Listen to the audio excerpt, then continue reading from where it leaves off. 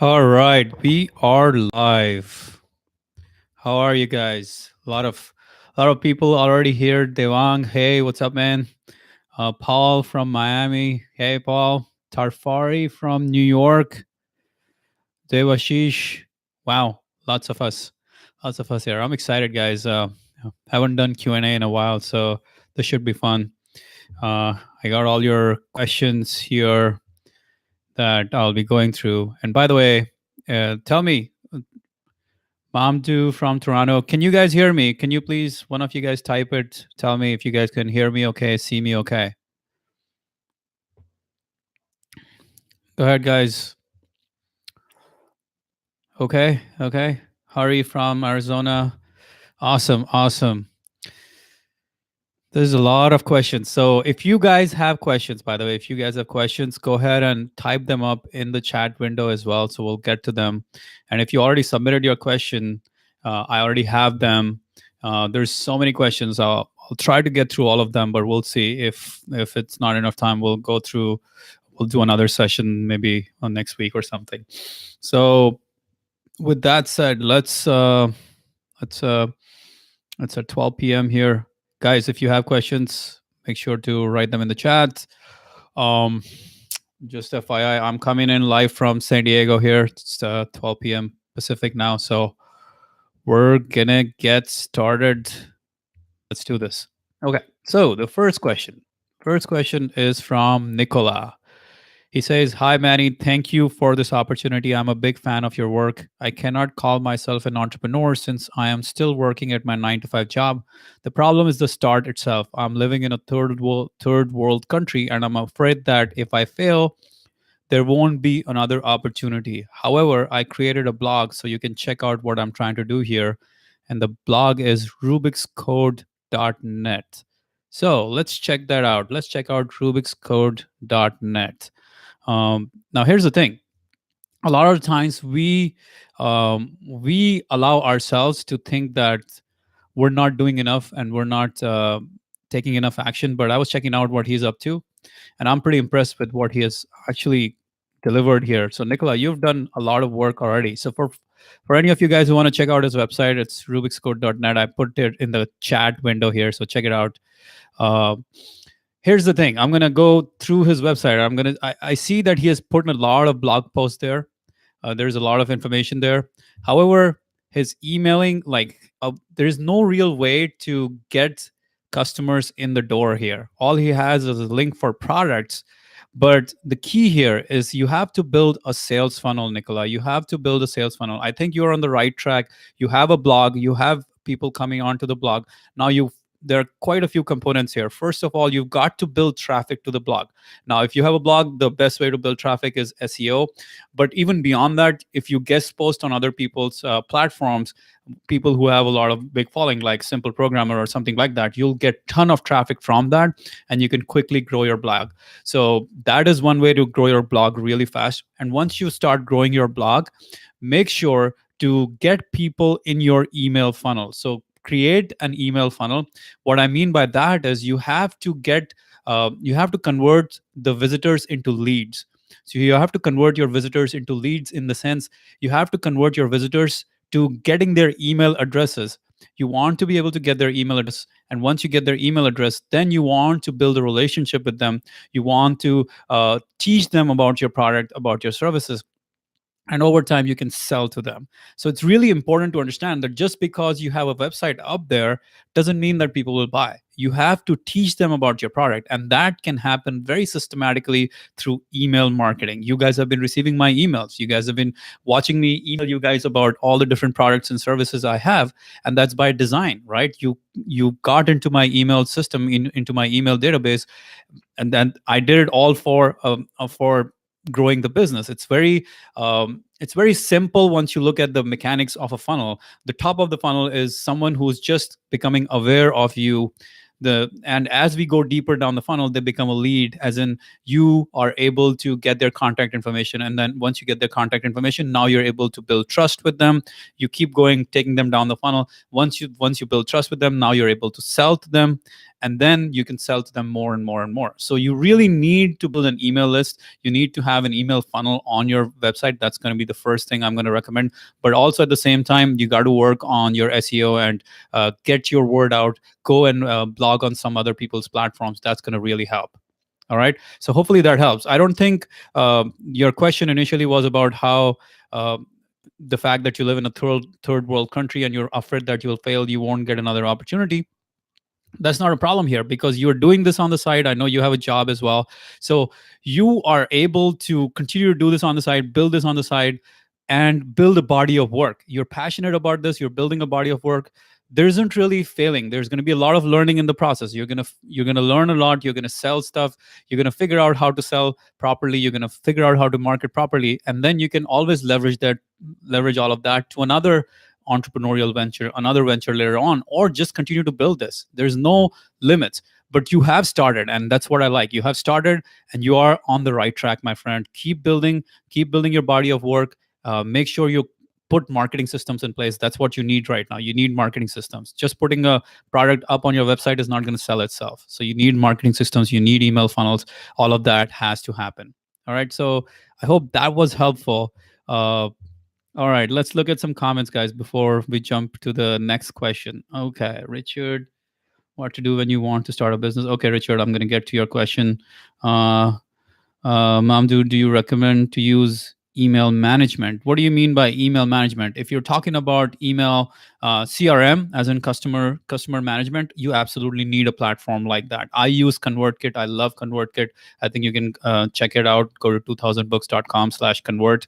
It's my favorite email marketing platform. By the way, Nicola, if you are looking to build your email marketing systems, and you should check out ConvertKit. Go to 2000books.com/convert. I am an affiliate for them, by the way. So if you use my link, I will get a commission. But even if I was not an affiliate for them, I'd still recommend ConvertKit. It's the best email marketing platform out there. So just wanted to let you guys know, if you go through my link, I am an affiliate for them. All right. So another question. How to increase Mula asks how to increase traffic and blocks. All right, guys. Unless the question is related to this specific question about Nicola's, I'm going to continue on, and we're going to get to all the chat questions as we keep going here. All right. So the next question is from Doug Hirsch. Doug says, I'm building a business around live training and an informational product. My biggest challenges are sales, marketing, and customer acquisition. Sales being the biggest of those three for me personally. Oh man, I feel like we're talking about very similar things to what we talked about with Nicola. If you're building anything, if you're doing live training and information products will need marketing funnels. You need to build marketing funnels. You need a systematic way to get traffic onto your website and then convert that traffic into buyers, into customers, from someone who is a prospect, someone who's actually doesn't even know about your business, all the way to getting them to know about your business. That's one step, right? Once they know about you, then converting them into a lead so that you get them in the door, and then converting them into a customer. Most effective way is email marketing. You can also go down the route of advertising. You can advertise on Facebook, YouTube, Google Ads, all those things. You can do that. But if you want to build a business based on content, if you want to use content as a way to build your business, then email marketing is one of the most powerful ways out there. That is where permission marketing really shines, because once you get someone in the door, once you get someone as in your database, as someone who actually wants to open your emails, listen to your emails, and you can teach them about your product, you can teach them about your service, over time, as you continue to teach, as you continue to deliver value to that person, they will want to buy from you. That is the way marketing works. Marketing is about building trust, and in order to build trust, you have to constantly be able to communicate with your customers, communicate with your potential leads, so that you can teach them about your products and services. You can teach them about their pains. That's what you need to do, my friend. You need to build a marketing funnel. You need to create marketing funnels around your information products. Now, live training is similar if you have an audience. The question is different. If you don't have an audience, you still want a live training, then you probably need to go to someone who has an audience, and assuming you have an expertise and that person wants that expertise, then you can go and sell that training, or tell them that I will charge this much for this kind of training. It's much easier if you have an audience and then you propose a live training or something like that. But you can go down the route of doing live training for someone who has an audience. Maybe you do it for big businesses or something like that. Now you become more of a consultant slash trainer, and you go and figure that out. By the way, guys, if you're enjoying this, please give a thumbs up. It really helps make sure that we're doing the right thing here. I want to hear from you guys that we're doing the right thing.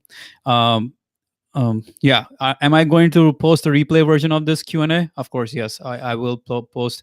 The replay will be here so you guys can watch it. um, Follow-up question: how to improve copywriting skills? Okay, so I'm assuming, Hari, this is a follow-up to your initial question in the email, so we'll get to that as well. Mr. Conway and Richard T, you have some questions here. Mr. Conway, want to start charging for my web graphic design skills right now, but the trouble is I have no idea what to charge. How do I determine pricing using a fixed price or value-based model? Okay, I will get to this question, Mr. Conway. So hang on tight, hang on tight. I want to get through some of the email questions that came in earlier, and then we're going to get to your questions as well. Okay, so the next question is from Lakshmi. He says, my biggest challenge is growing my email list. I'm looking to build an info product business, and I already have a semi-regular blog. I believe I spread myself too thin by being all over the place. Should I be creating different audiences for the different types of content I create, or should I just focus on a specific niche? And here is his website for all of you guys who want to check it out. It's lakshminp.com. Here, I'm going to post it here for in the chat so you guys can check it out if you want. Now, here's the thing, guys. You cannot spread yourself wide when you are starting a business. When you're starting your blog, when you're starting your services, don't spread yourself all over the place. You've got to focus. You've got to focus on a very specific niche. Once you build momentum there, once you build an audience there, then you can go on to the next one. Then you can go on to do the next thing. Then you can go on to the next thing.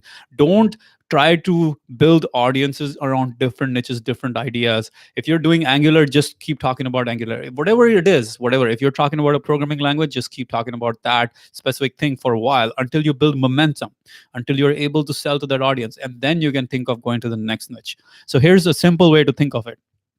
Nail it before you scale it. So nail your specific niche right now before you try to go to the next niche. Don't try to spread yourself all over the place. You will run into a lot of problems. You'll run into a lot of challenges and roadblocks as a result of it, because you have very limited energy today. As an entrepreneur in the early stages of building your business, you have very limited energy, and you cannot afford to spread that energy all over the place. This is an idea that I talk about more than anything else, probably. Focus, focus, focus, focus, focus. Okay, so focus down, drill down, guys. Don't spread your energy all over the place.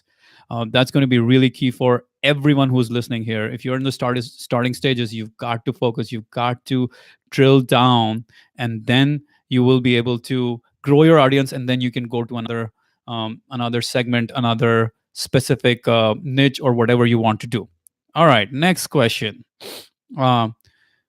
Ben says, I would appreciate your feedback on my blog, learningfromthepast.com. All right, I'll post a link for you guys here. It is learningfromthepast.com. So for all of you who guys want to check it out. So learning from the past, let's take a look here. Okay, Ben, first things first. On the top, you have this big image that doesn't really tell me anything about what this blog is about. You got to remove that. On the top, I want to see what it is. What is the benefit I'm going to get from this? Leading from the past. Okay, it's not learning from the past, it's leading from the past. Again, leading from the past doesn't really mean anything. It's almost cryptic to me. I would like to actually hear a very specific benefit that I would get from coming to your website. So here's what you're saying. He says, history and great literature can teach the fundamentals of leadership. Discovering this information becomes its own adventure, especially once the study is applied to real life challenges. This blog identifies and discusses the useful principles taught by these stories. Okay. So if you want to do that, if you want to share stories of leadership from history and show the lessons that we have learned from history, you've got to make that clear. You've got to write out a bunch of headlines, write out maybe 100 headlines about what your blog is really about. Make it as simple as possible. Go tell people, this is the exact title. Identify the exact title of your blog, the exact headline of your blog, and just use that and talk to people. When you talk to people, you say, I blog about leading from the past. It doesn't really make sense. Maybe you say, I blog about leadership lessons from the past. Now we're getting somewhere. Or maybe you say, I blog about leadership lessons from history. Now we're getting somewhere. We're learning. It's much clearer if you can really be very specific on what is the end result that you're after. And you have to write a whole lot of headlines in order to identify the end result. There are quite a few great books on copywriting. This is a question of copywriting, by the way. So we had a question. Hari asked how to improve copywriting. You got to read books on copywriting, man. There's a lot of great books on copywriting. Victor Schwab has a great one. There's another one, Joe Sugarman's, called Adweek Guide to Copywriting. Another one is Ultimate Guide to Sales Letter by Dan Kennedy. That's a great book on copywriting. Another great book on copywriting is, again, just so many great books on copywriting. If you just type copywriting in Amazon, you'll come up with a lot. But you've got to be able to clearly define your message and clearly define what is the outcome that the customer will get, or the prospect will get, or the lead will get. Only when you can do that can you actually grab their attention and they will want to stick around. So really be very careful as to what you're saying. What is the headline? What is the subheadline? You have to be very careful, very clear on your communication as to what is it that people will come to you for. And let's just keep going on this blog, leadingfromthepast.com, for any of you guys who want to take a look there. Another thing is, you have this email newsletter thing, but it doesn't really tell me why I should, if it's just about, hey, give me your information so I can communicate with you, that's not going to work. You have to actually tell people, this is the benefit, this is the outcome. I will share with you 3 stories of great historical leadership, or even that is not a good enough benefit to me. You have to be very clear on what exact benefit someone will get from that, from joining your email list. Maybe there's a course, a mini leadership course, a 7-day leadership course, or something along those lines that you give people for free in exchange for them becoming your lead. You can't just say, hey, join my newsletter. That's not a benefit to anyone. That doesn't really help anyone. Why should I join your newsletter? I would actually want to learn about leadership. And if you had the 7 essential qualities of any leader from the past, maybe you say Alexander the Great, the 7 essential leadership lessons from Alexander the Great, download my free report. Now I might actually be interested in that. That is very specific. That's very results oriented. I can understand the result that I'll get from it. But if you just say join my newsletter, there's no results from it. And the same is true for you guys. The questions I answered in the past, Lakshmi and Nicola, it's the same thing. You've got to be very results oriented. You've got to write clean copy to be able to explain what is it that someone will get when they join your email list, what it is someone will get, what is the end result they will get when they join, when they give their information to you, when they subscribe to you, when they subscribe to your blog, and all that stuff. Okay, so really important. All right, let's keep going. More questions from our email. I wanted to start this is from Max. He says, I wanted to start a web design / programming business. My biggest challenge is getting clients, convincing them to buy a website from me. I'm not good with people, and I'm rather an outsider throughout my life and got bullied. I'm Asian, ugly, and fat. How can I convince people that they buy from me even if they don't like me or have no deep connection with me? Can I convince them only with my technical skills? Oh man, this is pretty loaded, Max. I'm sorry that you think about yourself like that, because I don't think any of us make judgments about people based on how they look and we decide, hey, I'm going to do business with you or not do business with you. For me, it is all about skills. If I see that you have the skills, if I see that you have what it takes, I want to do business with you. It's really as simple as that. And most of the business world is like that. It's an exchange of value. If you can deliver value, it doesn't matter how you look, man. It doesn't matter what clothes you wear. If you can deliver my website on time better than someone else, I will work with you. So please don't, I think this is a self-esteem issue more than your looks issue. So you got to work on the self-esteem part of this equation. You got to work on, improving your self-confidence and self-esteem. Now that's a completely different topic.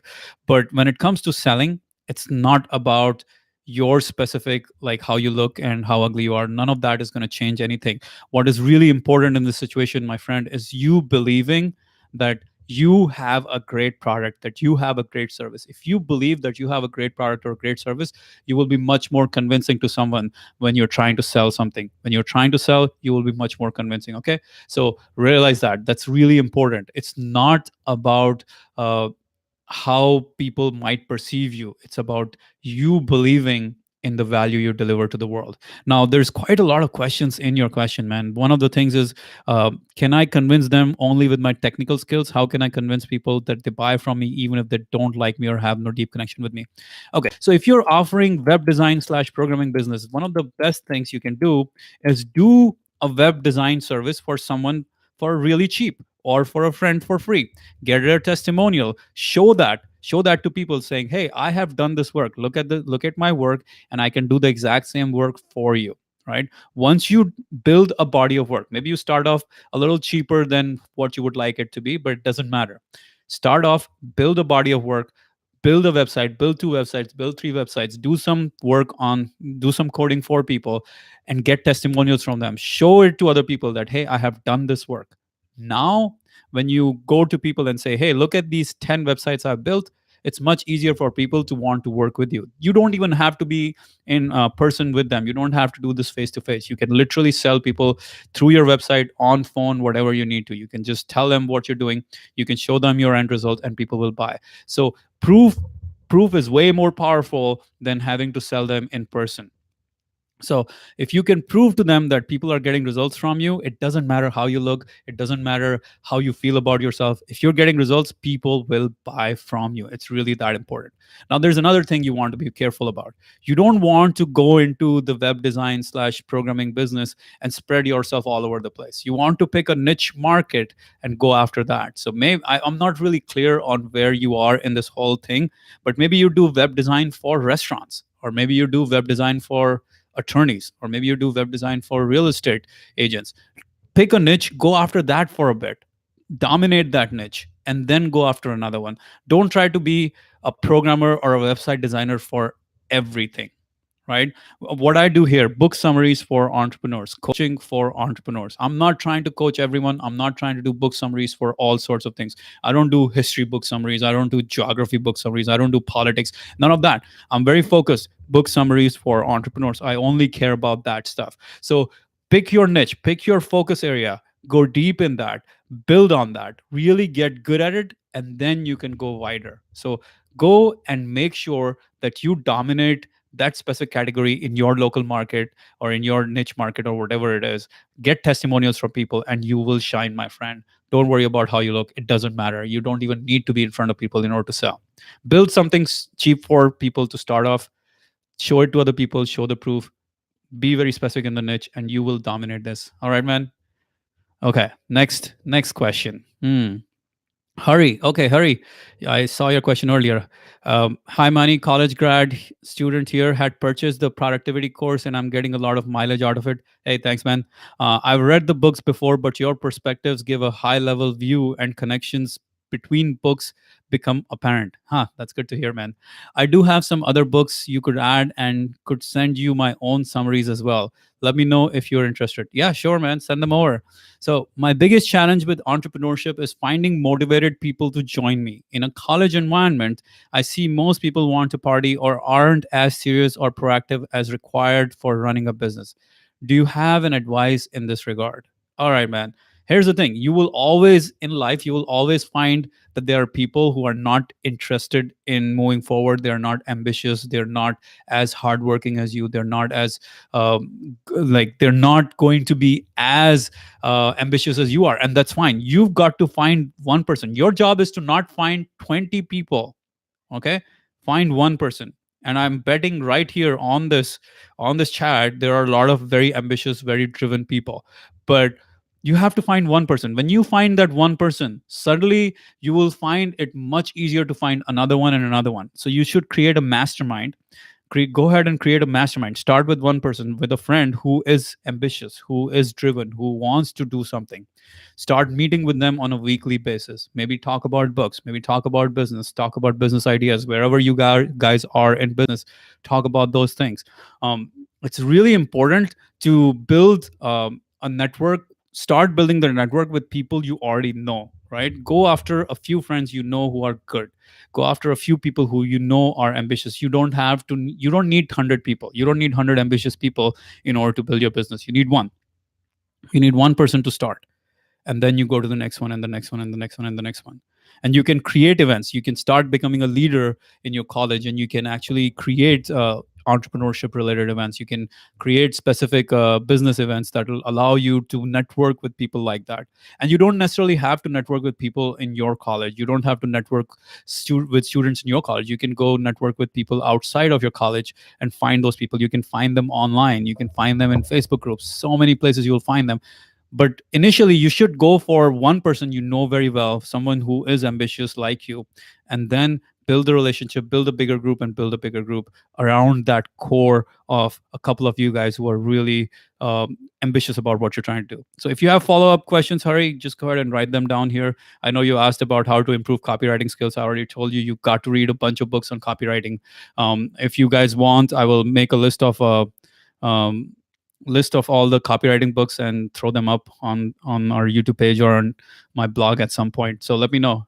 Go ahead and write that down, and I'll tell me if you guys are interested, and I'll give that to you guys. Okay. Devang, you are online, or earlier you were online. So let me take your question as well. I'm interested in entrepreneurship. In fact, I started business at 23. Challenge for me is emotions and behavior of mine, which is very strong and uncontrollable. Hey, that's we are humans, we have emotions. That's part of being human. The key is to be able to use and harness the power of your emotions, right? To be able to harness the power of your emotions in order to get what you want, rather than worry about how these emotions are affecting you. So building emotional intelligence is a job of a lifetime. You got to constantly educate yourself, constantly learn how to build that mental toughness. I have a course on mental toughness, which is all about building that emotional intelligence, building that confidence, self-esteem, all of that. So really, it's learnable. It's a learnable skill. You're not born with any specific challenge, my friend. If you have the growth mindset, that you can improve, that you can get better, then you will overcome this art. This is not a big deal. A lot of people struggle with their emotions. Struggle. A lot of people struggle with their with being very anxious or nervous or whatever it is, or fearful. Doesn't matter. You can overcome. You have to have the growth mindset. You have to believe that you can overcome, and you will find a way. Read about these topics, study these topics, read books on this topic. Even if you don't enroll in the course, in my mental toughness course, just check out the books that are out there on mental toughness course. Check out the page for mental toughness course, and you'll see so many books there that you can go and read and learn from them. So that's really um, that's going to help you a lot. You got to learn. You got to put those ideas into practice. Put yourself in situations where you have to put those ideas into practice, and constantly nurture this is a skill you will develop over time. Another skill I would tell you, especially if you are struggling with emotions, that is going to be meditation. Meditation is going to really help you tone down your emotions, to manage your emotions. I have a free meditation 7-day a really free meditation guide. Yeah, free meditation guide that you can go download at 2000books.com/meditate, and you will actually see difference as a result of meditation. Meditation is one of the most powerful ways to control your emotions, and one of the most fundamental ways to control your emotions, because it rewires the way you start to operate your brain. It rewires, instead of your amygdala, which is the fight or flight, the emotional center of the brain, getting hijacked, your prefrontal cortex takes over very quickly once you start to meditate often. And as the prefrontal cortex takes over, and it will take control back from amygdala anytime you're feeling that emotional hijack, and you will have a lot more control on your emotions. So highly recommend you do meditation, my friend. If emotions are out of control, meditation is going to be huge for you. All right, I'm going to take some questions here from our chat before I go back to the email questions. Richard T, what to do when you want to start a business but haven't got the space, or not in the right situation? Here's the thing, man. There's never a perfect time to do the right thing. It's never the perfect time to do the right thing. No matter where you are, even if you don't have the perfect space, or don't have the right situation, you can start today. You can start where you are. So the question is, are you committed to doing it? That's going to be the challenge for you. If you're committed, you will find a way. It's easy for us to always question, hey, if I have enough space or right situation or all of this. I grew up, you guys may, many of you guys may not know, I grew up in a 400 square foot, one bedroom apartment with two other siblings. So three of us and my mom and dad. And in the summer, the temperatures used to be around 120, 130 degrees. That was in Jaipur, India. And that's how I grew up. We didn't have air conditioning. We didn't have any of that stuff. But even with five of us in a one bedroom apartment, I still got my education. I still, went to one of the top engineering colleges in India called the IIT. I still went to grad school here in the US. I got a graduate fellowship. I did all of those things. I built a business. All of those things. It doesn't matter, man. It doesn't matter that the circumstances are not right today. Circumstances are something you can create and make. What is important is your commitment to the cause, your commitment to getting the outcome you want. So I'm going to tell you, Richard, I'm going to be a little harsh here, that this is an excuse, my friend. You've got to, even if you get another 30 minutes on the day, an hour from the day here and there, you got to find that time, put it on business, and over time you'll develop. You don't want to, don't think, don't think like you're going to build $100 million business overnight. Start with trying to start where you are is one of the most important things I can tell you guys. Start where you are. Don't try to um, emulate what I'm doing today.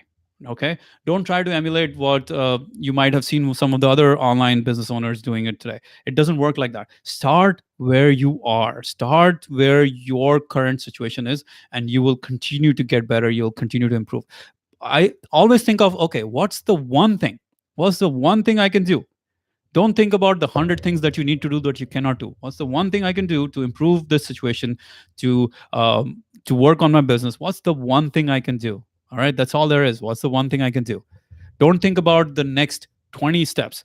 Think about the next one step you need to take. And that's true for all of us guys here, for me included. Wherever you are, one thing you can do. Whenever you're overwhelmed, whenever you're confused, whenever you're frustrated, whenever you're challenged, think of this one thing. It's an idea I learned from the book Executive Toughness, and that's in the Mental Toughness program.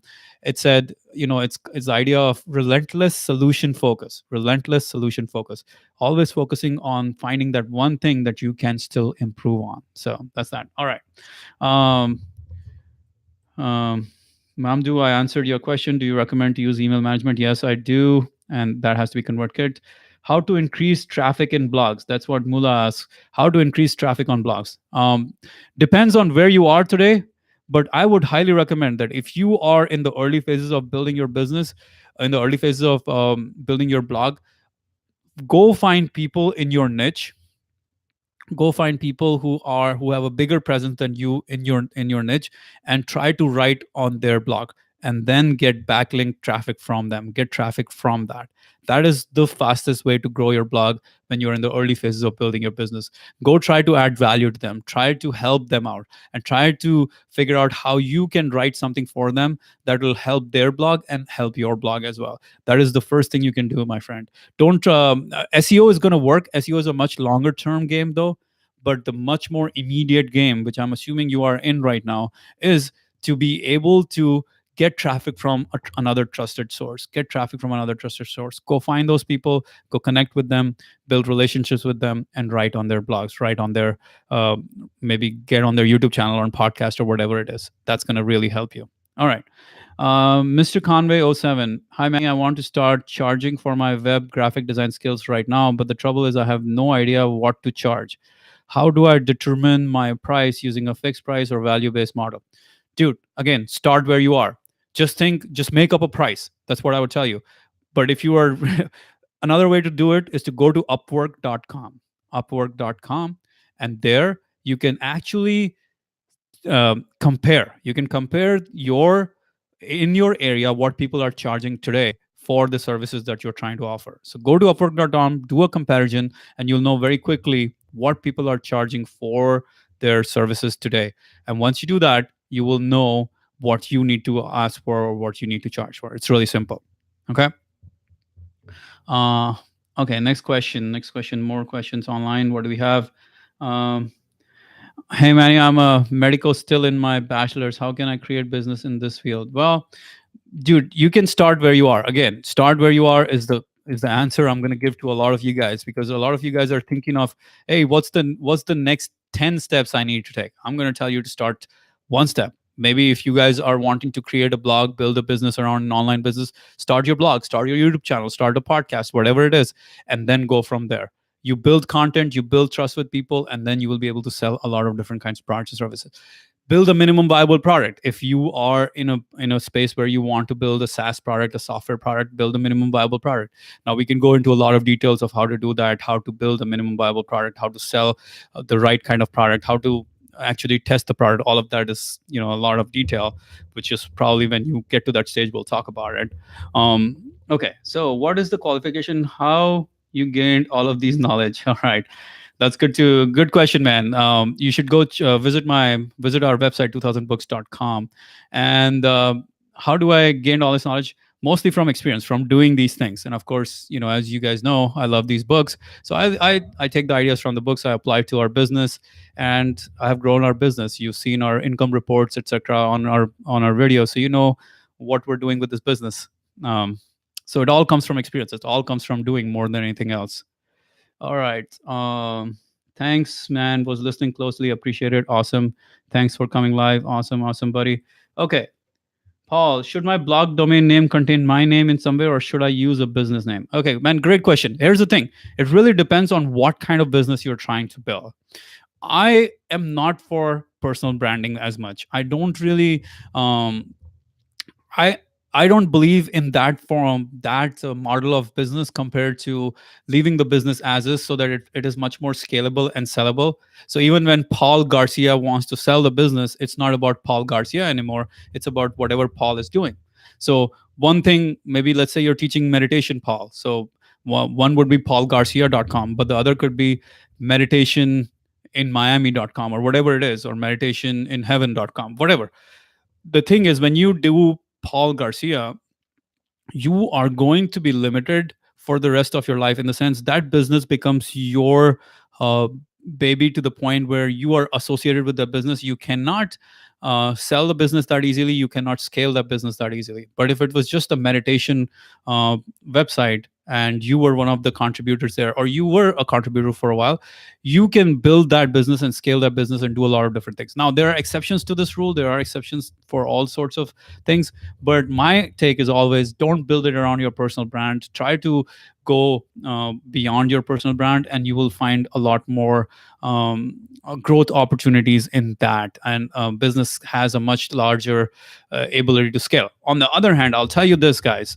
If you build a personal brand, it's actually easier initially to grow it. So it's easier to grow it fast initially when you have a personal brand based business, because people will associate with you, people will associate with their stories.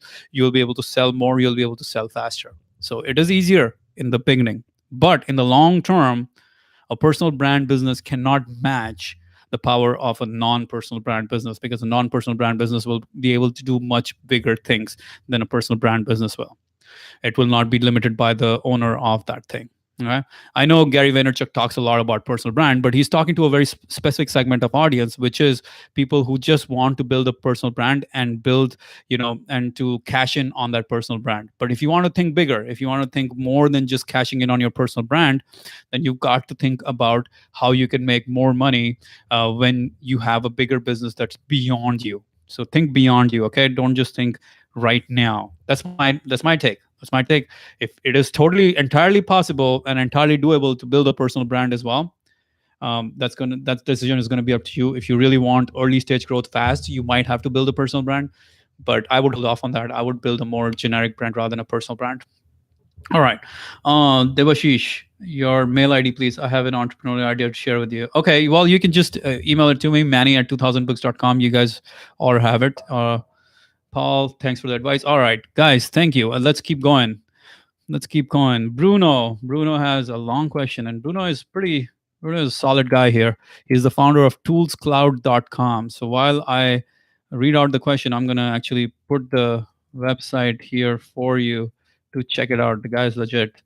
Toolscloud.com. He says, hi Manny, my biggest challenge right now is to grow the business.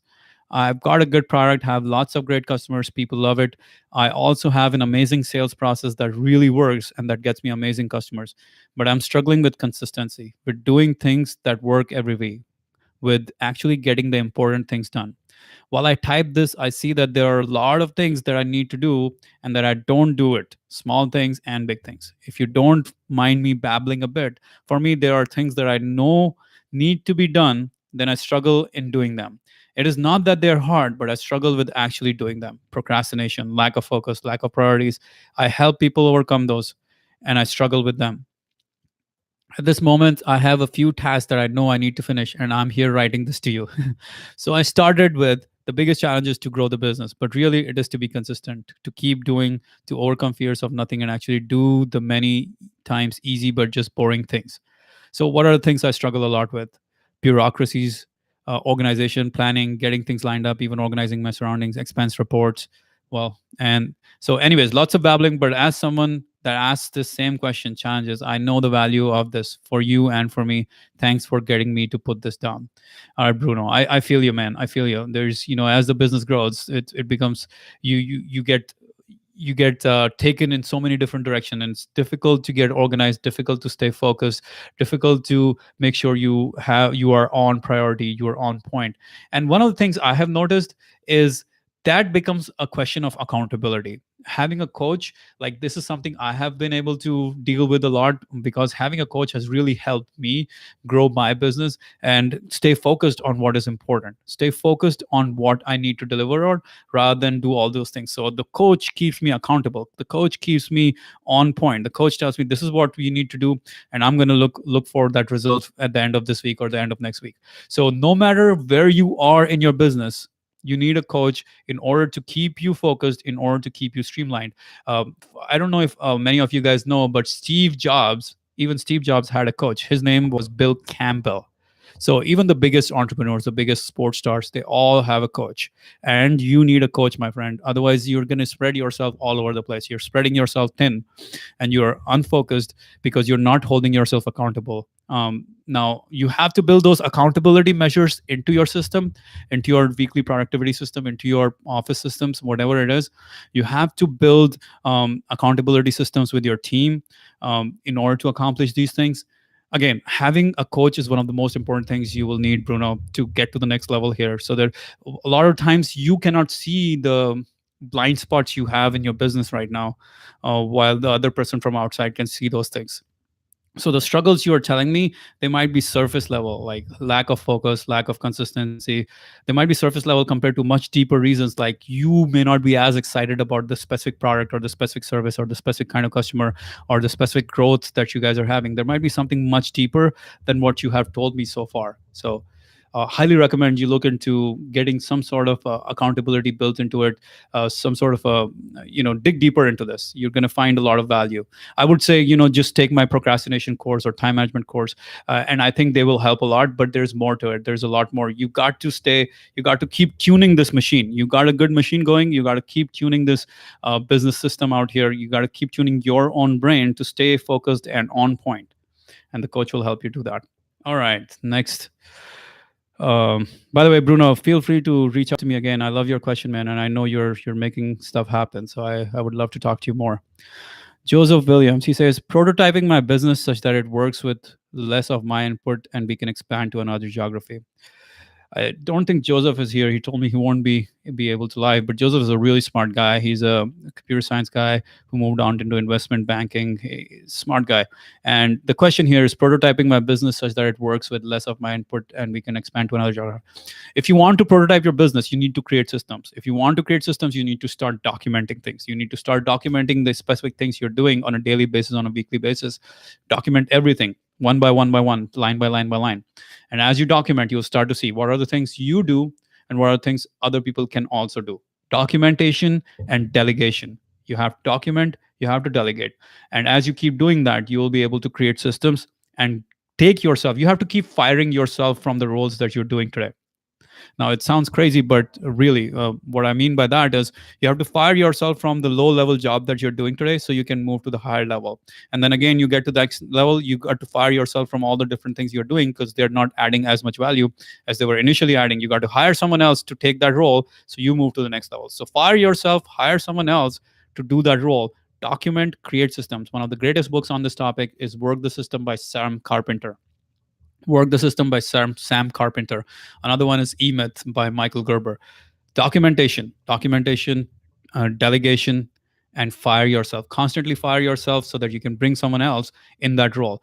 Another thing you need to do is identify all the different roles that are in the business today. You might be doing all of those roles today, but that's fine. Identify all the different roles and what each of those roles are doing, and then identify, okay, if I were to hire, who is the next person I need to hire so that I can offload a lot of these things and I could do the other things that are more higher level, more higher level, and more higher level. So always think, what is it that I can fire myself from and delegate it to someone else? That is going to be really important for you to be able to scale this business up to go to another geography. All right. Next question, guys. Michael says, too many great ideas with very little execution. I love to start and plan new business ideas, but can't work up the motivation to do a face to face with prospects or venture into the Facebook ads world where they can shut you down with no recourse. Michael, so here's the thing, man.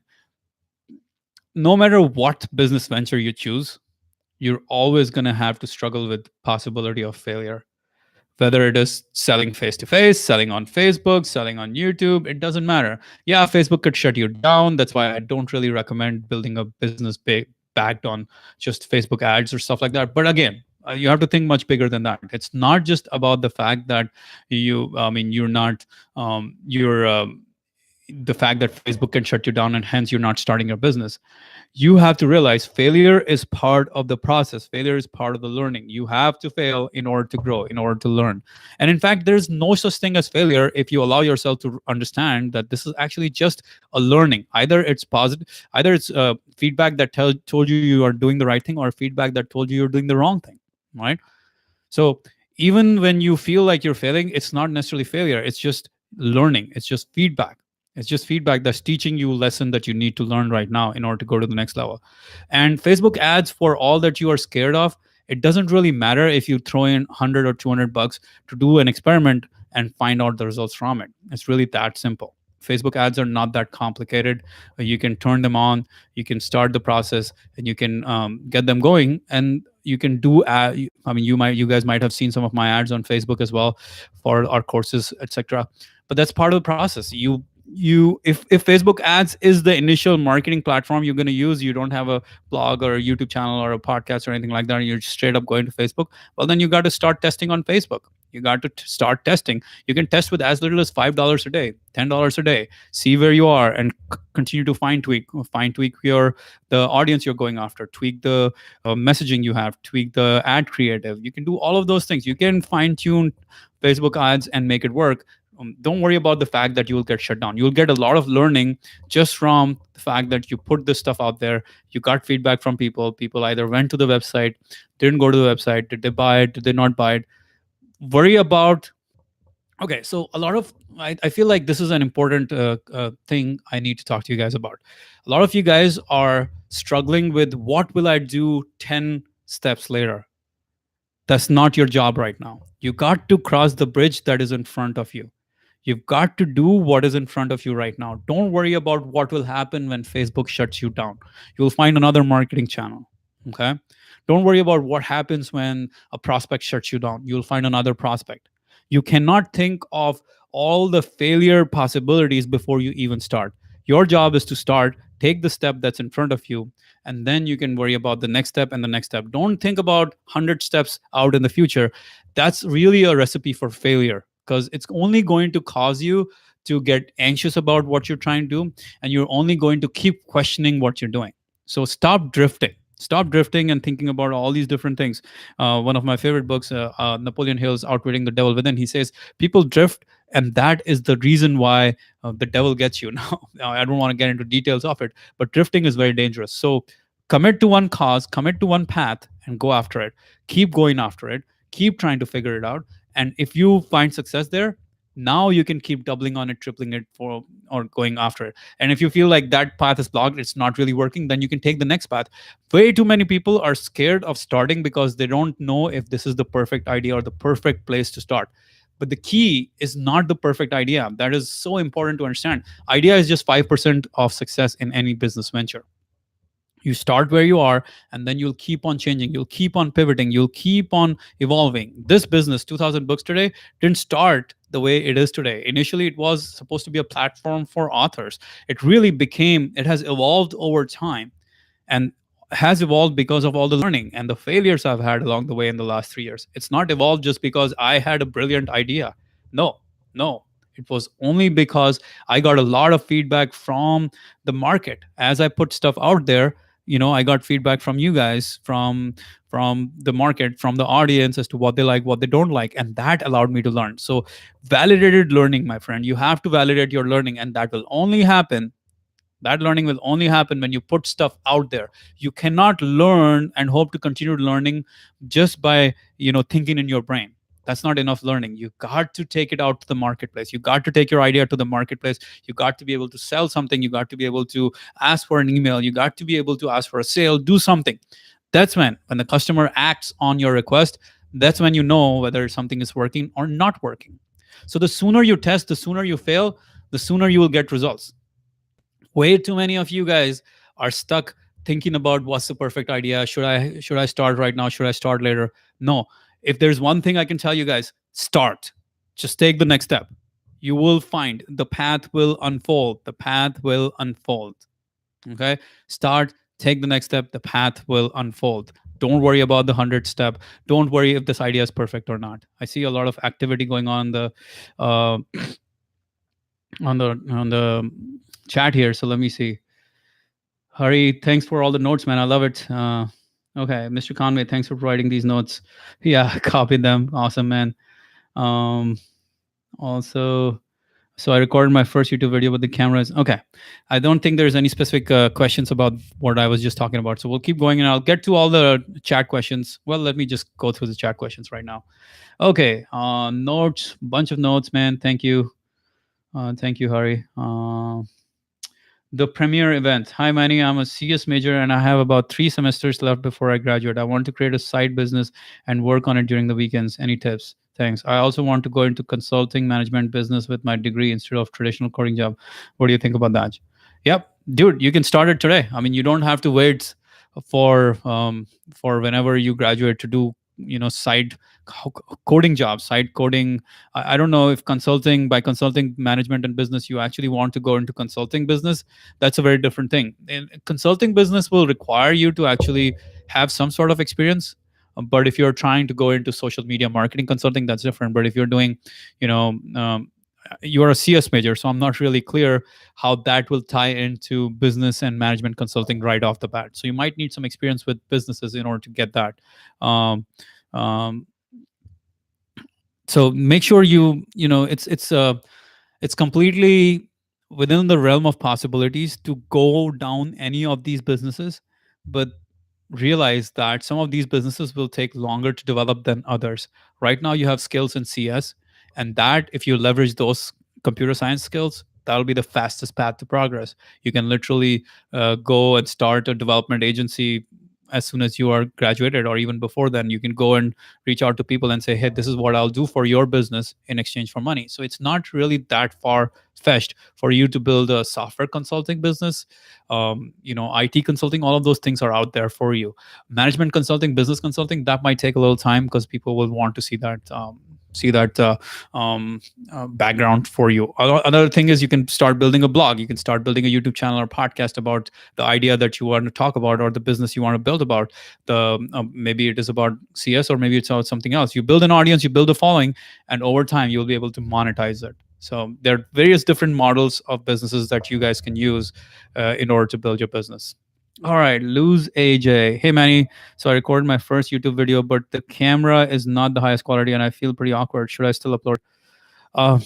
If depends on how good you feel about it, man. I would still upload it because the first video is not going to matter at all. In the long term of things, it's not going to matter. I would worry about just getting the stuff out there and then going to the next thing and the next thing and the next thing. Get the content out there, and then think about recording the next level of content. Get feedback from people. It doesn't matter right now what the quality of the camera is, because who knows if the content is something that the market wants. The market may or may not care about that content. The market may or may not care about the way you've said it. And most of the times for us, all of it is a learning experience. The first few videos are not going to be successful, but over time you will learn. The key is learning, my friend. So I would say go ahead, put it there, see what people say. And if you get a lot of feedback that says, man, this is not good, you can even take it down. You can make the video private. In YouTube you have the ability to make the video private so that people will never see it again. So but it will allow you to learn. So again and again, I'm getting a lot of questions around, hey, should I start or should I wait? Can I start, can I wait? I always tell you guys, start. Go, keep doing, keep doing. Okay.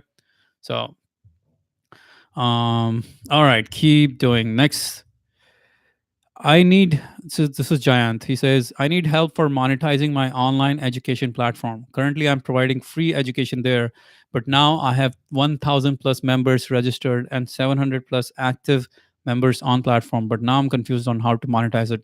I don't want to do advertisements on it. Help.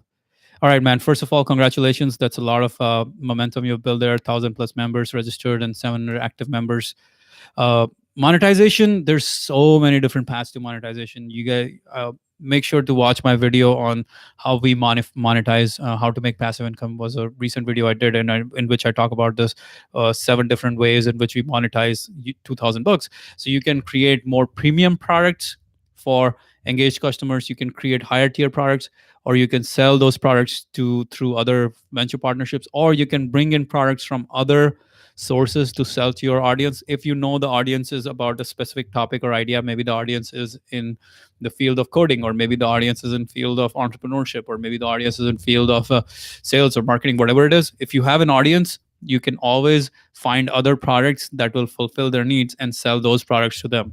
Make sure you always have an active email database, and make sure you get emails. So that's one thing I will tell all of you guys. Always, if you have a blog, if you have a podcast, YouTube channel, whatever, make sure you're collecting email addresses of people. You're putting them in your database. You're managing a database, and you're doing email marketing effectively. Because what will happen, I've seen this happen, just like what Mike was talking about earlier. What if Facebook shuts you down? Yeah, even if you're paying for ads, Facebook can shut down your ads. Same with YouTube. YouTube can decide tomorrow to shut down your channel. So you don't really own any of these platforms. The only thing you will own is your own blog and your own email list. All of these other platforms can do whatever the hell they want. So you cannot just blindly build your whole business on borrowed land. That's really important. I want to keep repeating that statement for a lot of you guys who are not very familiar with how to build an online business. So make sure you have an email database. And if you're looking for some kind of customer management solution, I recommend ConvertKit, 2000books.com/convert, my favorite customer ConvertKit email marketing platform. I think you get 2 weeks free. Again, I'm an affiliate for them, but I love that product, and that's why I recommend it to you guys. I don't recommend anything that I don't love. So all right. The premier event says, thanks for the info. I feel like I can go into IT consultation because I realized that during my college years that I didn't really like coding much and don't feel like I'll be in coding role. Yeah, I understand, man. If you don't want to be in coding, that's fine. You got to build. You got to build your expertise in some other area. If coding is not your thing, start building your expertise in another area, and start taking part in leadership roles in business in college, and over time you will find you'll be able to jump into consulting and other kinds of businesses. It's a process. You have to establish yourself. You have to establish yourself by showing that you've done something in those lines for people to trust and want to buy from you. So that's going to be important for you. All right, the next question. Rajasekran, he says, hey Manny, good to see your mail. I feel biggest challenge is to run the business for the first year. This is the phase our invested money will start melting. By that time, if we plug all the holes and cash flow is managed, we are safe. If not, we're out of business. How could all right, guys. Again, same question that you guys are asking. You're worried about, hey, what will happen in the first year if I don't have enough money coming in, and I don't have enough money, and all of those things.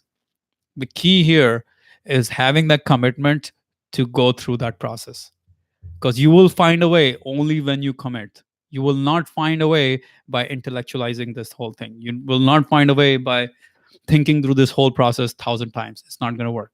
You have to get out of your mind and try to actually commit to doing the damn thing for the next 1 year. And then you will find a way. You will always find a way if you're committed to the cause. I always say commitment is greater than hard work. Commitment is way greater than hard work. It's not about hard work. It's not about strategies. It's not about ideas. If you're committed to the cause, if your ass is on the line, as I like to say, or if you are, if you have to deliver, you will find a way.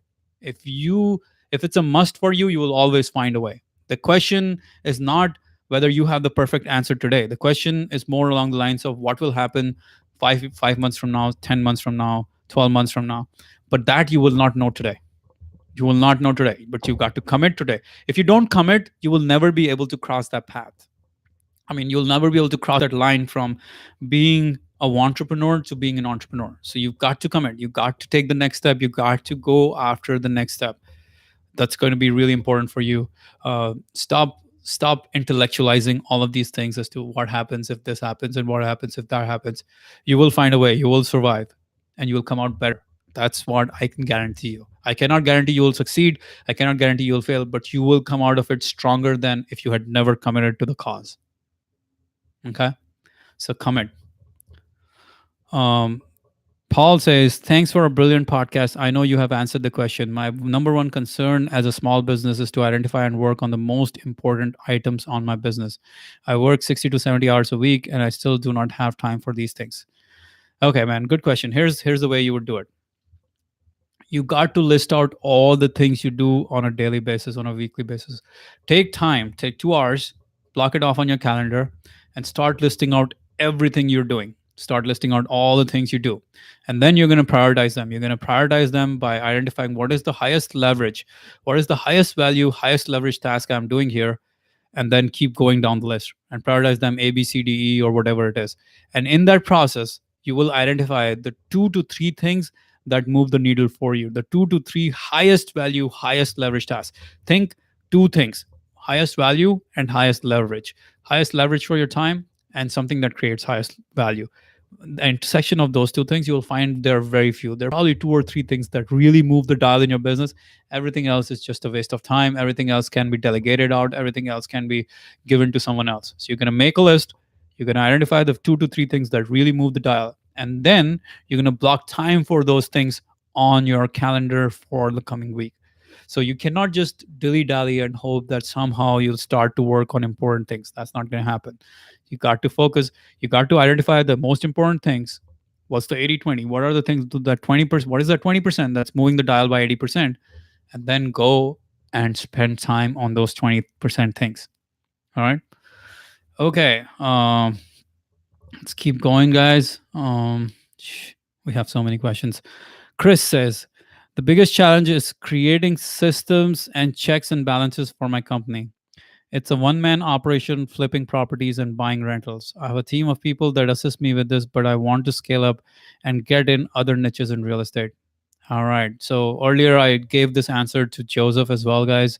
Same thing for you. If you're a one-man operation, flipping properties, buying rentals, you're doing the real estate business, I get it. I have friends who do that. You've got to start documenting. Start documenting everything you do. Create systems, create processes. Fire yourself from the first lowest level task, then fire yourself from the next task, then fire yourself from the next task. Documentation, systems, and firing yourself. 2 books I recommend for you: E-Myth and Work the System. All right. There's a lot of things that can go on. And if you want to get, by the way, I think some of you guys are here, in a situation where you need some sort of coaching or guidance. And for any of you guys who are here who want to take this to the next level, who want to take their business to the next level, I have a private coaching program. Applications for that coaching program are closing down tonight at midnight. If you are interested in applying for my coaching, go to 2000books.com/apply. What you will get in that coaching program is one-to-one guidance from me like this for, on a weekly basis. You can literally skyrocket your business. So if you're interested, you have to apply for that. Once you apply, I'll take your application. I'll take a look at it. If you qualify, if I feel like you are in the right place and you have the passion for business, I will interview you, and then maybe I'll allow you to be a part of our coaching program. But anyways, just wanted to throw that in before we keep going here. All right, next thing. Henry says, "Hi, Henry from Congo, DRC. Finding my way in the domain of software development. I've got some questions specific for you. How did you make it landing software development job? How did you make leaving a software development job, starting an online business, considering bills, etc.? What was the motivator assurance for you to take that big risk?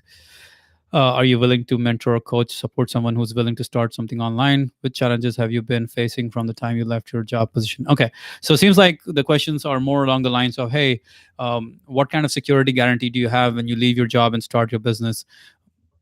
There are no guarantees, man. You start the business. You If you have a job on the side and you just want to start the business on the side, that's totally fine. You can do that until the business makes a certain amount of money, and then you can let go of the job and start scaling up the business.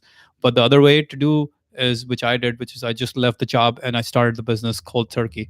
I liked it much better because it forces commitment. I had some savings from my job, so that allowed me to continue working on the business for a while before I needed to make serious money from the business. So different positions people might be in, but what is not different is that it will take a lot of hustle. It will take a lot of hard work, no matter which path you take. And to your question, yeah, do you do coaching and mentoring? Yes, I do. You can go apply at 2000books.com/apply. The key takeaway for you, Henry, here is that if you have it's a question of money and time, right?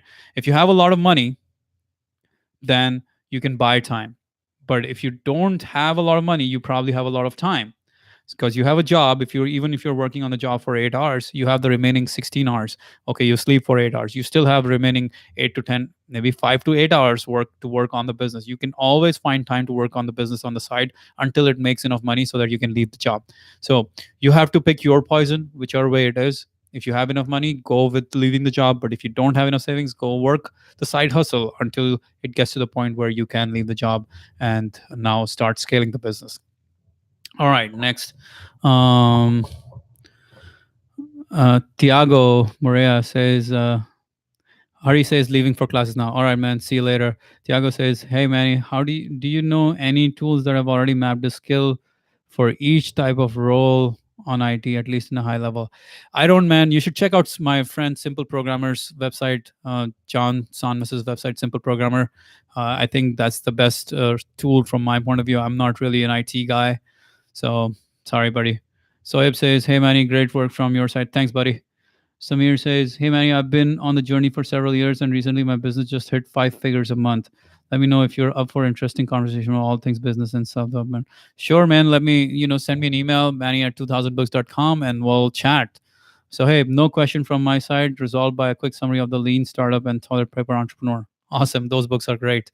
By the way, make sure to listen to my interview with the author of Toilet Paper Entrepreneur. What's his name? Mike Michalowicz. It's one of the earliest episodes on our podcast. So, guys, check it out. It's a great one. For all of you guys who are saying, "Hey, I don't have the money, I don't have the resources, I don't have this, I don't have that," you've got to check out that book, The Toilet Paper Entrepreneur, and check out my podcast interview with the author of that book. All right. Okay, more premier event for the business. I was thinking about setting up a website, blog, and helping out college students with getting good grades and focusing on work ethic.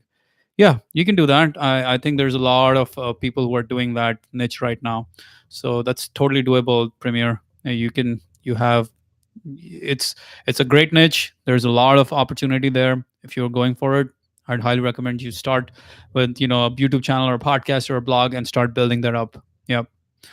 Mamdu says, I have a question regarding the coaching you are offering. How much does it cost? All right, Mamdu, we're gonna have to talk about that once you apply for it. We can talk about it once you apply, and if I feel like you are the right fit for that. My coaching is in thousands of dollars, so it's not so for someone who's actually who doesn't have that kind of money. So we're talking $1,000 plus per month. That is, it's expensive coaching. So a lot of you guys may or may not be able to afford it, but my coaching is pretty expensive, so that's why we're doing it free here. All right, let's keep going, guys. Joel says, I need help with sales. Man, that's not a good question. It's not clear enough for me to be able to help you. Sales are in so many different varieties, so many different formats. You can read books on sales, but everything is different. Online sales is very different from selling in person. The way we sell through marketing and through online marketing channels, email marketing, very different from what you would do if you were in a different space. So I cannot answer that question, blanket question. It's not going to work. um, Sundaram says, "Hey Manny, thanks for your email. I need to know better ways to connect with people." A great book for you, buddy. There's a lot of you make sure you sign up for my waitlist for the social skills course. It's coming up soon. But in terms of connecting with people, I'm going to suggest a couple of books. How to Win Friends and Influence People is a great one. Never Eat Alone is a great one. We have summaries of both of them on our channel, so check it out. Highly recommend you start thinking of not how to connect with people, but how to add value to people's lives. Once you start adding value to people's lives, you will be able to you will be able to connect with people. Or if you continue to think, how can I get from them, you will not be able to connect with people. But as soon as you think, okay, how can I add value to their lives, that's the most important advice I can give you in terms of connecting with people. How can you help improve their life? If you can help improve their life, you will by default connect with them. They will find a way. Another key to think about it is, how can you make the other person feel appreciated rather than make them feel like they don't belong, they're not good enough, they're not uh, don't try to make them wrong, don't try to prove them wrong. Instead, make them feel good about themselves. If you can do those two things, if you can find ways to make people feel good and never be phony about it, don't try to be false about it, don't try to make shit up just to make people feel good about it. Genuinely find the things that you think are good about that person and be appreciative of those things. Genuinely find the things that they really need help with and try to help them with that. And that's true for all of us guys here, man. And this is really important, very powerful stuff. All right. Devashi says, want to become a trainer in emotional intelligence field. Man, that's really simple.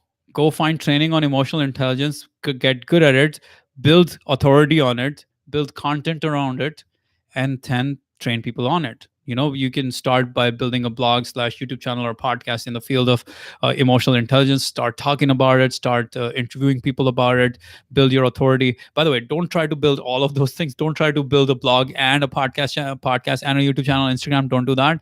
Pick one medium, start creating content on that topic.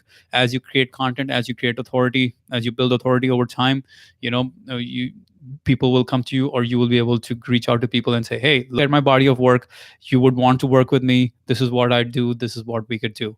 There's so many. Once you understand the bigger picture of this online business, it's really easy to like put in different pieces of the puzzle together to make it work. So in case of your business is not going to be any different from any other kind of training that someone else is doing. You just got to be able to understand how it's coming together and do those exact same things. In fact, my business and your business are not going to be very different, because we're in this field of teaching, we're in the field of training. And how does it work? Again, you can follow the exact same model that I have built 2000 books on. So it's not complicated, but it's not easy. It's simple, it's not easy. In the sense, it's not going to be easy, it's going to be a lot of work, it's going to be a lot of hard work and struggle. But that's the fun of it, right? So again, build your authority, pick a platform, create content on that platform, build your authority, make sure you have a email marketing funnel, make sure you have email marketing database. And as you get people coming into your door, now you can offer these services to them. All right. That's like the high level view of this thing. Now, if you want to dig deeper, you should apply for my coaching program, 2000books.com/apply.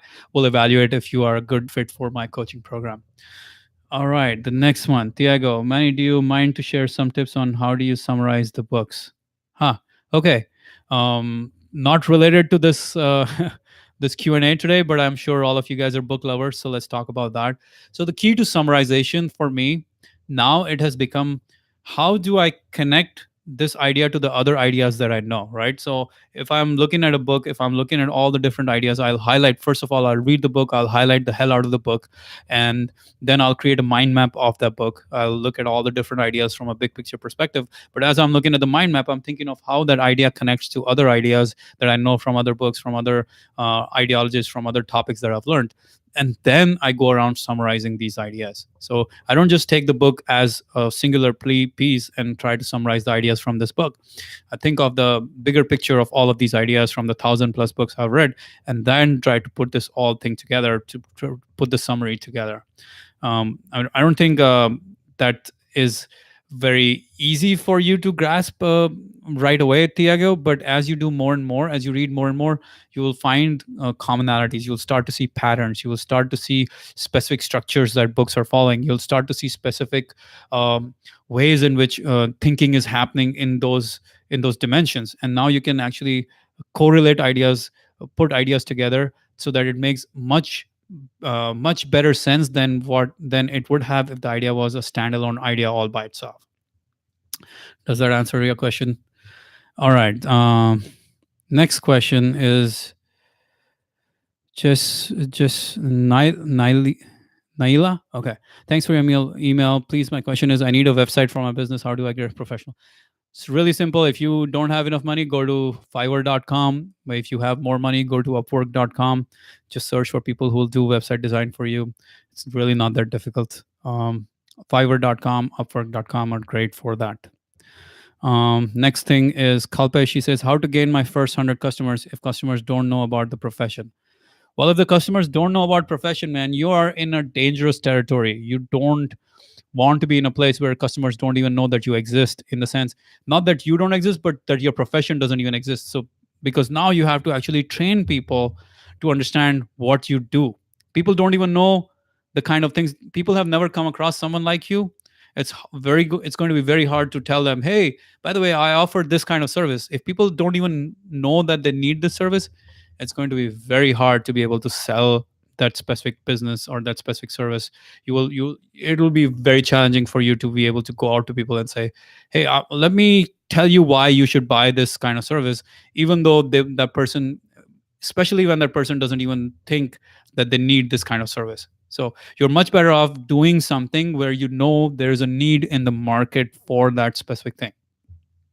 If there's a need in the market for that specific thing, if there's a need in the market for the specific service, you're much better off being able to build a business around it than trying to build a business around something that people don't even know they have a need for. Because now your job has become much more complicated. Now you have to educate the market on this stuff that you're trying to do, and then you have to go on to now sell them. So there's a lot of complication there. So maybe you got to rethink this whole strategy. Now, how do you get your first 100 customers? Well, you have to build a marketing funnel, my friends. You have to build a funnel. You have to think about how do you take a possible person who comes to your website, who becomes aware of your product or aware of your service, all the way to collecting their information, taking their information, making them a lead in some ways. Once you have their contact information, then you have a marketing automation so that you will be able to sell a specific product to them. And then you have to build systems that will allow you to sell more of your products to them. So a marketing funnel is what you need in order to get your first 100 customers, first 10 customers, first 1,000 customers, whatever it is. Now, I'll tell you this, though. The first 5 to 10 customers, you don't need a very complicated marketing funnel. You can do away with a very simple MVP funnel. That's, you can go check out my early videos on the mental toughness course launch I did 2 years ago. And I didn't really have any sophisticated marketing funnel. All I did was, hey guys, check out this video. I created this video, this summary of this book, and this is just one idea of the of those 100+ ideas that you will get in this mental toughness program. There'll be 40 book summaries. If you like it, go here and pay for it. And that was it. That was the funnel at that time. You guys, for the early adopters who bought that program, all they got to see was a video, the first video, a sample of that video of how mental toughness program, like the mental toughness book summary, just like a 7-minute video. And at the end of the 7-minute video, I said, if you're interested, if you want to buy it, here's the link to buy it. That's all. So that was the basic funnel, very rudimentary funnel. Now our funnels are much more complex and deep, and there's a lot more involved in those funnels. But you can start with a very basic minimum viable product kind of funnel, MVP funnel, if I would say, lean startup methodology. Think, how can you do a test really fast in order to get a sale? Get your first sale by creating a really simple funnel. Simple funnel is as simple as, this is the demo for the product, and this is the button to buy this product. Now you have to still be able to get possible potential people and leads to be able to watch those things, to be able to watch your video or watch your blog or to read your sales letter or whatever it is. And once you get that, now you can get them to buy. Once they're interested, you'll be able to get them to buy. So it's a numbers game. It's a huge numbers game, but at the same time, you got to be able to uh, demonstrate what you're delivering, right? Demonstrate that product or service. This is what we're going to do. This is how it's going to work. And this is the payment, right? Educate them, demonstrate it, and say, this is where you pay for it. And by the way, here's another way you could do it, or another thing you can do. When you're in the early phases of this, of doing this, you can also say, hey, by the way, for I'm going to offer a discount for anyone who signs up in the early phase, because this is a test phase. I understand I'm going through the testing phase. So you are with me on the testing phase, so I'm giving a discount. Once the product goes live, right now we're in beta, but once we're live, you will also get the alpha phase of the product, but you won't have to pay the premium prices that someone will have to pay when the product is live and it's in alpha stage. Right now in beta, I'm offering you a 50% discount, so that will work too. So a lot of different strategies you can use to sell your minimum viable product to your customers in order to get the first inflow of money, the first influx of money, and then you can create more and more sophisticated funnels. Seems like this is, yeah, again, this is something we talk a lot about in my coaching program. If you guys are interested in getting coached by me to build your marketing funnels, to help build your business blog, whatever it is, 2000books.com/apply. I only take it through application. So you have to apply, and you have to, we have to get an interview for you to be able to join my coaching program, and it's one-on-one. All right, next. uh Tiago, thanks, Manny. You are awesome. Yes, Manny, thanks. You're welcome, man. Um, Now, business questions. Do you know which tools or training and how to find the right business niche? Uh, okay. How to find the right business niche? I would highly recommend you thinking through it yourself quite a bit, because this is something that will that takes a lot of your own thinking more than anything else. And watch my video summary of Good to Great, or I actually did another summary recently, but it's really the intersection of three things: what you're passionate about, what you can be great at, and what will make money. Ideally, go find a business very similar to what you're trying to do, and then you know that there is actually a market for whatever you're trying to do, and you can do that business, right? If you're trying to do disruptive products, if you're trying to do something new, it's a completely different game. But I'm assuming in your question right now, um, with your question, what you're asking is finding the niche. It's really all about understanding your specific, your personal passion, your personal excitement for it, and that will help you guide this. Another great book, The 4 Hour Work Week. Another great book, The $100 Startup. These are more like businesses, online information, product-based businesses. It'll these books will teach you a lot about how to find the niche, find the audience, find the right kind of products to sell and all that stuff. So hopefully, these few books will help. But again, think about your passion, think about what your expertise is, and think about where the money is. And when they intersect, all three of them intersect, that's when you know you've got the right business. You will be able to follow through and continue to make progress in that business. Okay. Premier event. Also, have you read 12 Rules for Life? I just finished it and thought it was all over the place at times. Overall, it was all right, but I've just started reading books this summer. Yeah, man. 12 Rules is all right. I'll probably do a summary on that one soon. Okay.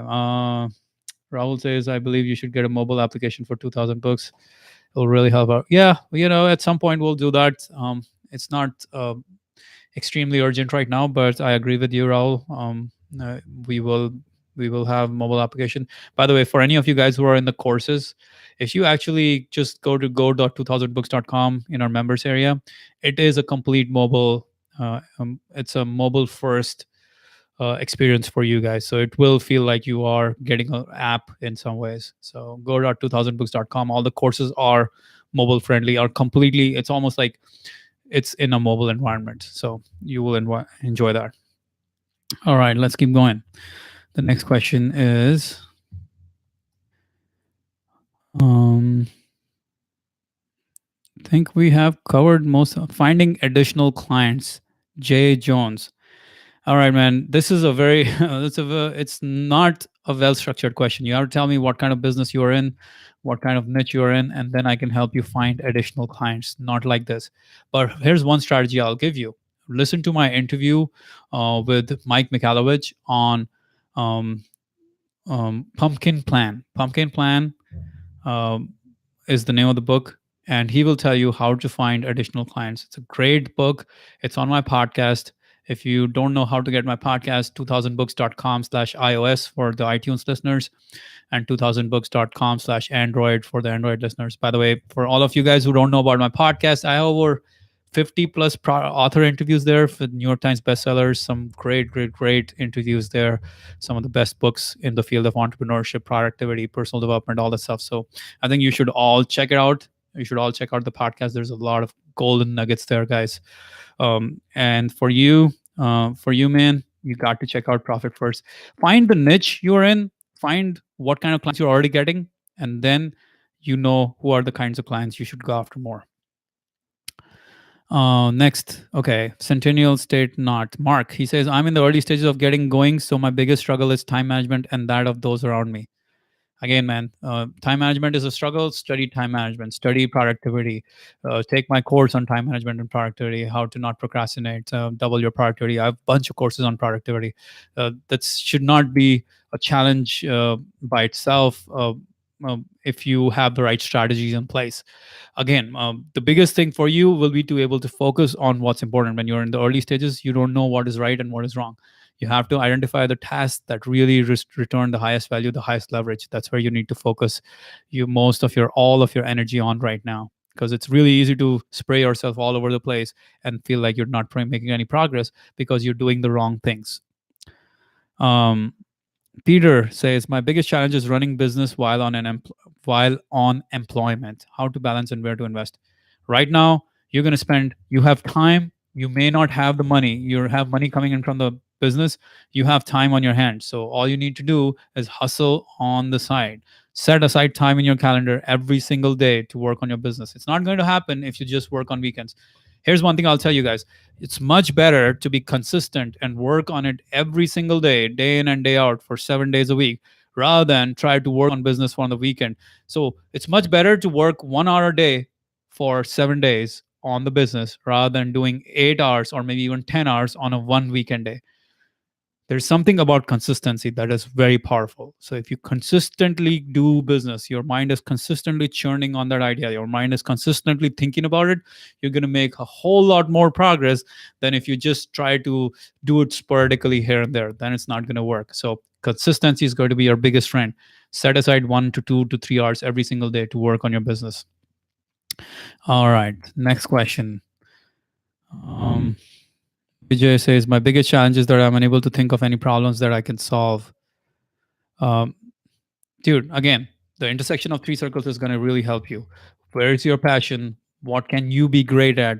And where is money in this world? If you can find the intersection of those three circles, you will find businesses that can be done. You don't need, here's the thing a lot of people get wrong. They think in order to build a business, they need some grand new big innovative idea in order to make the business work. Most of the times, if you start with this grand big, no, most, I would say 99.9% of startups do not start with a grand new big innovative idea. They just start where they are, start doing the things, and in the process they learn, they improve, they iterate. That's the key. That's the lean startup methodology. So don't run away from that lean startup methodology and think of trying to come up with this giant idea. That's not going to work. Just go with what you have right now and you will find a way. Just go with what you have right now and you will find a way. All right, so start where you are, my friend. All right, next question. Next question.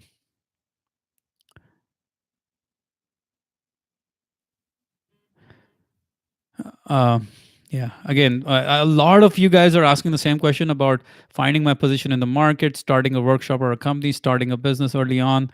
Same guys, same thing, guys. You got to focus on uh, what your niche is by identifying where is your passion, what you can be great at, and what is it that the world is providing you in terms of monetary possibilities, in terms of uh, is there a business out there of the kind that you're trying to build.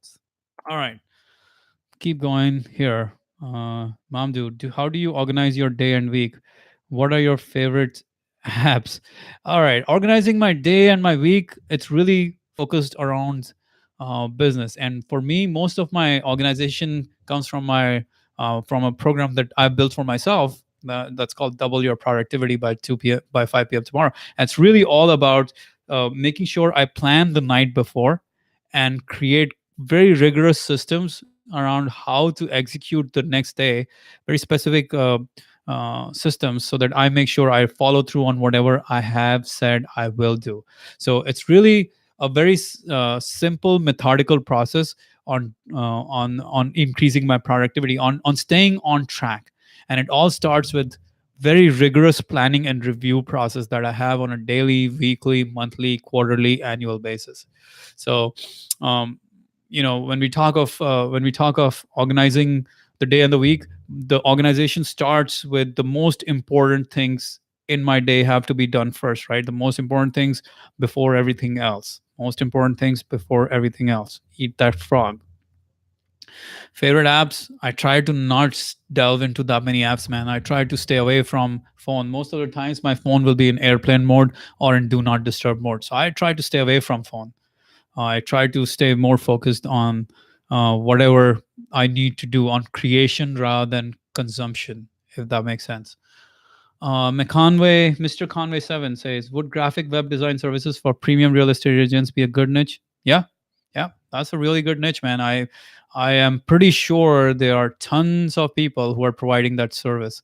So, and if you are going after premium real estate agents, that's much better market to go after than broke real estate agents, because there's real estate agents of all kinds. So yeah, that's a good niche, definitely.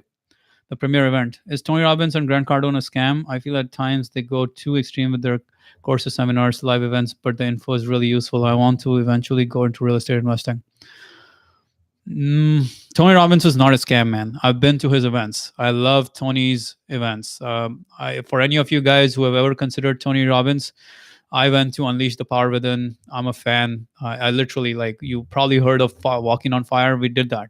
I walked on fire. I walked on burning hot coal, red hot burning coal for like 12 feet on bare feet.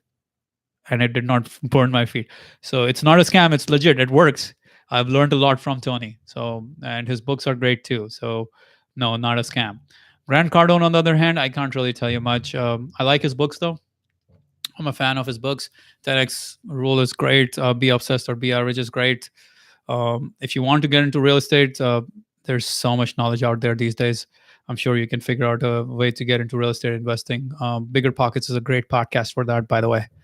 Uh, Atiq Tariq, can you suggest any 3 books I must read for personal development? Oh man, you got to be kidding me. I have hundreds of books on my podcast and YouTube. There's no way I can suggest you 3. Depends on what specifically you're looking for. If you have specific requests, I can tell you, but I can't just give you random 3 books. Maybe I can. Let me just give you randomly from the top of my head the best, some of the best all time. Think and Grow Rich, As a Man Thinketh, and How to Win Friends and Influence People. 7 Habits of Highly Effective People as well. So, As a Man Thinketh would be number 1. Hopefully that helps.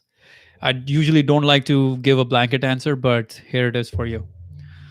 All right. What else do we have in terms of questions? I know we have so many more. Um,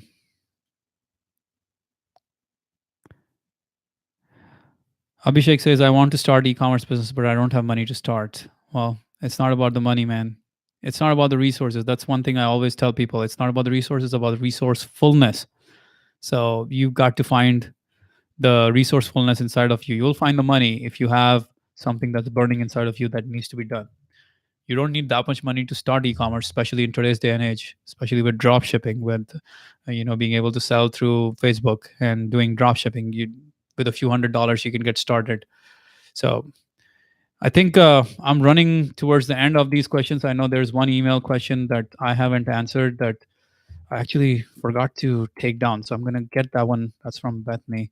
But if you guys have any other questions, guys, make sure to drop them here so I'll answer them before we say goodbye. And if any of you guys are interested in personal coaching with me, just go to 2000books.com/apply. The applications are closing down today, midnight today. No more applications. I will not be taking any more applications. And so if you are interested, apply now. uh, Premier event. Last question, Manny. What do you think of drop shipping? And thanks once again. You're a great inspiration. Thanks, buddy. Drop shipping is just another form of business, man. You know, you can do drop shipping, you can do real estate investment, you can do the kind of business we're doing. There's so many different ways to do it.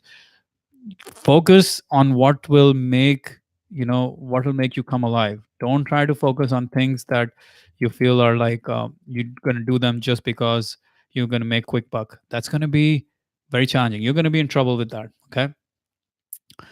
Okay. Bethany says, where do I start? How do I pick just one thing? I have a consumer product business, physical goods. My biggest challenge is increasing sales. I'm still not at break even, and I'm maxed out on my credit cards. I sell to retail stores and also direct to consumers, and both are suffering. I also need to figure out time blocking and systems that work for me so that I actually work on things that increase sales. I know what to do. It's actually doing it. That's a challenge. Overwhelmed, bogged down with administrative bullshit, etc., etc. I understand. Okay, so the biggest problem I see in where you are, Bethany, right now is that you are trying to go after two sales channels and none of them are working. As you said, I sell to retail stores and also direct to consumers, and both are suffering. You've got to make one of them work before you go to the other channel. That's one mistake a lot of early stage entrepreneurs will make, which is try to go through multiple sales channels, try to go through multiple marketing channels to sell your product. Please don't do that, guys. If retail is the one that's closest to profitability, I would double down, triple down, quadruple down on retail sales. If direct to consumer is working for you and you think you can get that to work, spend all of your time and energy on that. The more you spread your energy all over the place, you try to sell online, you try to sell through Facebook, you try to sell through YouTube, you try to sell through blog, the more it is going to be really challenging for you to make any headway. So initially in the early stages of business, you got to pick one sales channel and focus down on that. I think that's where your biggest challenge is right now, Bethany. You are spread, you're all over the place, you're unfocused. If that's the case, you should probably look at my Double Your Productivity program. Double your productivity by 5 p.m. tomorrow. Literally, that's the promise of the course, and I deliver on that. We have a 180-day money back guarantee on that. So if you're interested, you should check that one out. But I think right now you really got to focus. You got to drill down on one sales channel. Don't spray yourself into multiple sales channels. Not until you get one of them to work and profitable, and you can scale that. Once you get one sales channel to scale, you can go to the next sales channel. Okay. Don't go after multiple sales channels. Okay. And I think you started the question saying you how do I pick just one thing? I'm telling you, you pick the channel right now that's closest to profitability, or that's got the most momentum, whether it's retail sales or whether it's direct to consumer sales, whatever it is. Take the channel and you're going to scale that one. You're not or not scale that one, but try to figure out how to make that channel profitable. You're not going to try to do both those channels. If you try to do both those channels, you will get into a lot of trouble. You will struggle. This is one thing for all of you guys here. Don't try to start multiple marketing channels at the same time. Don't try to start a blog and a podcast and a YouTube channel and all of that shit at the same time. You'll go crazy. Pick one, do that. If you can, use the content from that to put it on other channels. If you see my business today, you'll say, hey, Manny, come on, you're doing all of these things. You have all of these things. Well, if you think about it, all I have is actually a YouTube channel. The audio from the YouTube channel goes to the podcast, and the audio from that actually makes our blog content. Not only that, the content from that is farmed out to Twitter and Instagram and all those things. So literally, my business is built on YouTube. Everything else is just something I don't even touch. My employees will take care of all of that thing. I don't have to worry about that part. I just worry about delivering videos and delivering course content. That's all. Now there, you can say, hey, so you have other sales channels. Yeah, I do have online sales. We sell mostly through our email marketing. Of course, we do sales through YouTube and podcast, but again, those sales are built into the content marketing machine. So I don't do anything specific, I don't do anything new in order to generate that business. I So be very careful on starting to spread your wings all over the place and try to do multiple marketing channels. That's really important for all of you guys who are listening. All right. Okay. Next, Rahul, one more question. I own an IT startup. We develop websites and mobile apps. How can I reach out to more clients all over the world? I too want to tie up for a lead exchange with other companies. How can I do that? Okay. So if you have IT startup and you're doing websites and mobile apps, The key is to identify who are your best clients right now, right? Identify your best clients right now, and identify how can you find similar clients like that. Don't worry about spreading yourself all over the world. It's not really that important to spread yourself all over the world in order to grow the business to millions and tens of millions and hundreds of millions. Your local market can actually generate that revenue for you, so you don't have to worry about that right now. What I would really focus on is serving the clients and finding what are, where are the similar clients like the ones that you have right now. Again, listen to my interview with Mike Michalowicz on our podcast. It's on the book Pumpkin Plan. It will really, really, really help you understand how to find clients, in your space, how to find clients in your space, in your IT consulting slash in website building mobile space. You don't try to spread yourself. Again, I think I'm repeating this message in different angles for different guys here from different perspectives. Someone is in drop shipping, someone is in e-commerce, someone is on website, someone is building websites. But again, it's the same thing. You're better off niching down, focusing on delivering really high quality, high awesome things to a very niche audience than try to spread yourself all over the place. So instead of trying to do this for everyone, try to actually narrow down and identify the niche you're going to go after in terms of mobile development and web development, and do it for that for a period of time. You literally can scale tremendously just from that, and then you can go much bigger. So think opposite of what you're thinking right now, Rahul. Think opposite. Okay. All right, guys, I think we're done with the questions here. If there's nothing else, please make sure to give me a like if you enjoyed the knowledge here, if you enjoyed everything you learned, and make sure to check out our podcast. And if you are interested in getting coached by me, the application code closes tonight, 2000books.com/apply. All right. If no more questions, we're going to say goodbye here, guys. Cool. Bye.